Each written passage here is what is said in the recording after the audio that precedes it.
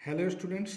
तो हम आ गए हैं एक्सरसाइज 60 पे, जो कि Oxford basic English translation book से लिया गया है। ठीक है, तो इस एक्सरसाइज 60 में कह रहा है कि आपको fill up the blanks with was and were. आपको वॉज और वेयर से ही इसमें फिल अप करना है। ठीक है, तो सबसे पहले तो हमको ये जानना है कि वॉज और वेयर का मतलब क्या है। ठीक है, और वॉज और वेयर किसके सामने लगता है, तो वो चीज़ मैं आपको थोड़ा यहाँ पे एक्सप्लेन कर देता हूँ। ठीक है, वॉज वेयर का एग्जैक्ट मीनिंग होता है वॉज और वेयर, मतलब जब भी था, थी या थे हो तो हम वॉज और वेयर का यूज करते हैं। ठीक है, और जब भी सिंगुलर सिंगुलर हो तो सिंगुलर के साथ हम क्या लगाते हैं, वॉज यूज करते हैं। ठीक है, और प्लूरल के साथ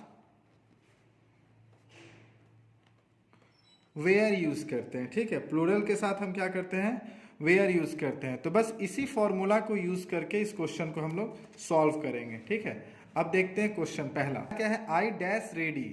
तो आई क्या है, सिंगुलर है, इसलिए इसके साथ वाज लगेगा। फिर क्या है, वी डैश हैप्पी। वी है प्लूरल, मतलब वी का मतलब होता है हम लोग या हम, तो इसलिए इसके साथ वेयर यूज करेंगे। फिर क्या है, यू। यू का मतलब तुम भी होता है, तुम लोग भी होता है, आप भी होता है, आप लोग भी होता है, इसलिए इसको प्लूरल के कैटेगरी में हम रख सकते हैं। ठीक है, तो इसलिए इसको यूज किया जाएगा, यू के साथ वेयर यूज करते हैं, यू वेयर। ही चूंकि सिंगुलर है इसीलिए ही के साथ वाज यूज होगा, ही वॉज एब्सेंट, वह एब्सेंट था। फिर क्या है, सी भी सिंगुलर है तो सी के साथ सी वॉज प्रेजेंट, मतलब वह प्रेजेंट थी, वह उपस्थित थी। फिर क्या है, इट। तो इट भी सिंगुलर में ही कहलाता है, तो इसलिए हम लोग कहेंगे it was strong. Raju, Raju चूंकि सिंगुलर है, ठीक है, तो राजू वॉज सैड होगा यहाँ पे। ठीक है, राजू उदास था, राजू वॉज सैड। फिर है रवि एंड राज। चूंकि यहाँ पे रवि एंड राज दो जन हो गए, तो दो जन हो गए तो ये प्लूरल है, और प्लूरल के साथ हमने आपको पहले ही बताया है कि वेयर लगता है, इसीलिए रावी एंड राज के साथ वेयर लगेगा। वेयर इल, मतलब रवि और राज बीमार थे।